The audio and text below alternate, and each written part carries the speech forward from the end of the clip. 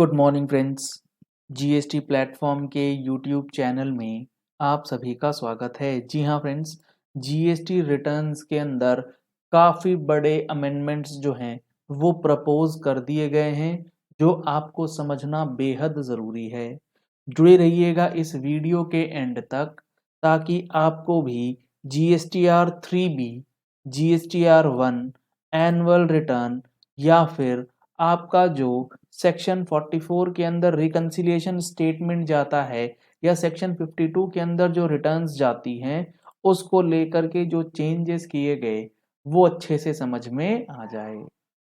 GST council की जो 48th council meeting हुई है उसके अंदर एक प्रपोजल ये डाला गया कि section 37, section 39, section 44, section 52 of the CGST act to be amended, यानी कि ये 4 सेक्शंस अमेंड किए जाएंगे to restrict filing of returns oblique statements. Section 37 के अंदर स्टेटमेंट जाएगी, 39 के अंदर रिटर्न जाएगी, 44 के अंदर रिटर्न जाएगी। तो चाहे आपकी रिटर्न फाइलिंग हो या स्टेटमेंट की फाइलिंग हो, इन 4 सेक्शंस में उसमें अमेंडमेंट करके रेस्ट्रिक्शन लगाया जाएगा to a maximum period of 3 years from the due date of filing of relevant return और statement। कहने का मतलब है, अगर हम लोग सेक्शन 37 के अंदर जीएसटीआर 1 की बात करें, काफ़ी लोगों के ये सवाल रहते हैं कि हमारा जीएसटी रिटर्न पिछले 5 साल से फाइल ही नहीं हुआ है, 18-19 से रिटर्न अभी तक फाइल ही नहीं है। लेट सपोज अप्रैल 18 की जो जीएसटीआर 1 की ड्यू डेट थी 11 मई 2018 और आज चल रहा है 19 दिसंबर 2022। अब कोई कहेगा कि मेरी अप्रैल 18 की जीएसटीआर 1 की रिटर्न अभी तक पेंडिंग है। तो अभी जो एक्ट है हमारा वो इस चीज को कहीं भी रेस्ट्रिक्ट नहीं करता है कि आप अपनी रिटर्न जो है मैक्सिमम कब तक फाइल कर सकते हैं। लेट फीस देते रहिए और जीएसटी रिटर्न्स भरते रहिए, लेकिन अब यहां पर गवर्नमेंट ने रेस्ट्रिक्शन लगा दिया है। इन्होंने बोला है कि अगर आपकी अप्रैल 18 की रिटर्न, चाहे वो जीएसटीआर 1 की ही क्यों ना हो, अगर उसकी ड्यू डेट 11 मई 2018 को एंड हो रही है, तो आप मैक्सिमम टू मैक्सिमम कब तक ये रिटर्न फाइल कर पाएंगे? ड्यू डेट से 3 years, यानी कि 11 मई 2021 के बाद अप्रैल 18 की जीएसटीआर 1 को रेस्ट्रिक्ट कर दिया जाएगा to a maximum period of 3 years from the due date of relevant return, not annual return for that year, due date of relevant return. तो ये सारे जो चेंजेस किए गए हैं ये आपको एनालिसिस करके हम लोग अपने जनवरी महीने की टैक्स मैगजीन में भी प्रोवाइड करने वाले हैं।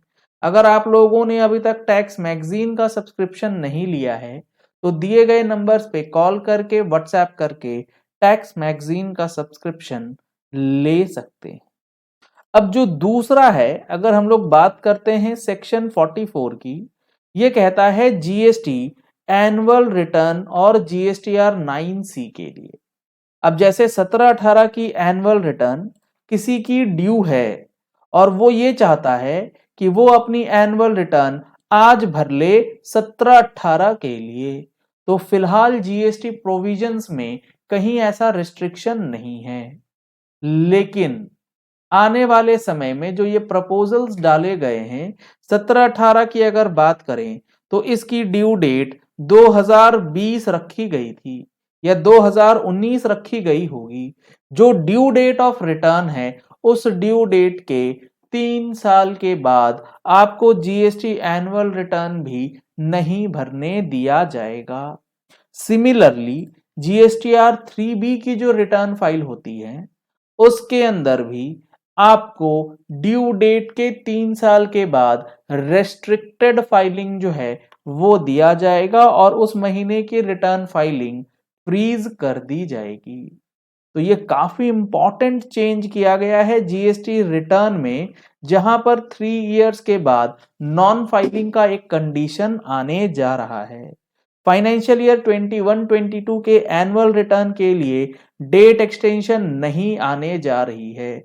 इसीलिए आप लोगों ने अभी तक अपना जीएसटीआर 99C नहीं फाइल किया है, तो 25 दिसंबर को लाइव वेबिनार ऑर्गेनाइज किया गया है। आप उस लाइव वेबिनार में ज्वाइन कर सकते हैं।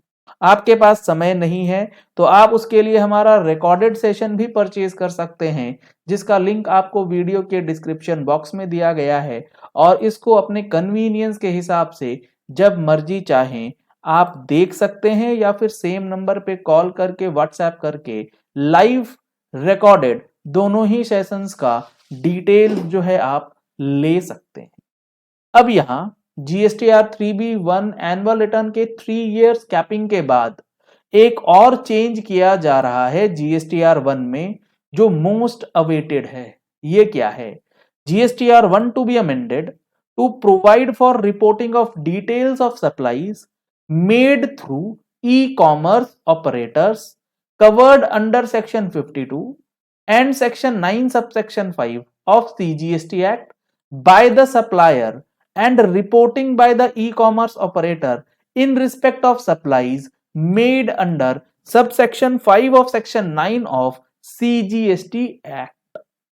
ये काफी इंपॉर्टेंट है जीएसटीआर 1 में ये वाली रिपोर्टिंग, क्योंकि ये रिपोर्टिंग जैसे कोई रेस्टोरेंट सर्विस प्रोवाइडर है, वो अगर ई कॉमर्स ऑपरेटर के थ्रू कोई भी सप्लाई करता है तो उसको फिलहाल जीएसटीआर 1 में कहीं भी ये कॉलम अलग से नहीं दिखाया जा रहा है कि जीएसटीआर 1 के अंदर कहां पे वो फिगर्स को पंच करेगा, ताकि जब वो जीएसटीआर 3B की रिटर्न फाइल करने जाए तो उसमें जो सेपरेट कॉलम है जहां पर ये बताना होता है उन सप्लाईज के बारे में जिसको किया गया है ई कॉमर्स प्लेटफॉर्म के माध्यम से, उसका बाइफर्केशन निकल सके।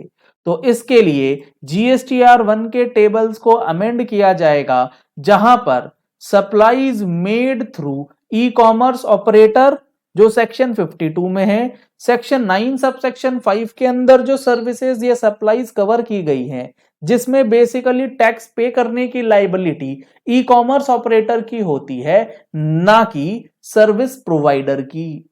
तो इन दोनों चीजों के लिए सेक्शन 9 सब सेक्शन 5 और सेक्शन 52 के लिए जीएसटीआर 1 में अप्रोप्रिएट अमेंडमेंट जो है वो किया जाएगा।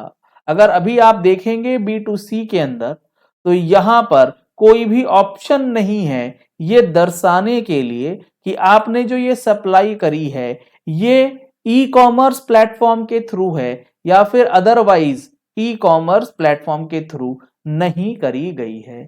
यहाँ पे काफी बड़ी कंफ्यूजन जो है वो लोगों को रहती थी, और ये काफी इंपॉर्टेंट चेंज जो है जीएसटीआर 1 में प्रपोज किया गया है।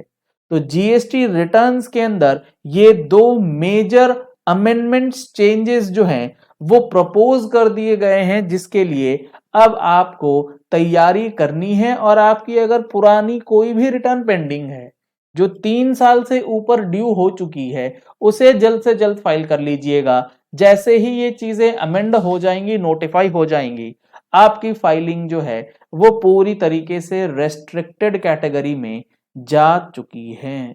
अब इसके बाद रजिस्ट्रेशन से रिलेटेड भी काफी सारी चीजें बदल दी गई हैं, जहां पर सीबीडीटी यानी कि इनकम टैक्स पोर्टल से आपका डेटा उठा करके ईमेल और मोबाइल नंबर ऑटोमेटिकली फेच करके उसी पे ओटीपी वगैरह जो है वो भेजा जाएगा।